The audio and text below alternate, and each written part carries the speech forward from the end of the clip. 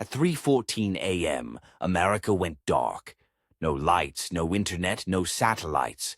Power grids collapsed, Wall Street crashed, airports shut down. But this wasn't a glitch, it was an attack. The Pentagon scrambled for answers. Was it Russia, China, or something worse? An attack from within? By the time the intelligence agencies pieced together the fragments, the damage was done. The world's leading superpower was offline, vulnerable, and exposed, and every enemy was watching.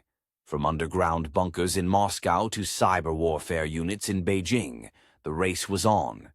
Would the U.S. retaliate blindly? Or was this just the first phase of a larger, deadlier plan? One thing was clear. The world had changed overnight. Wars were no longer fought with bombs or bullets. The most dangerous weapon in the world was a few lines of code, and America had just lost the first battle.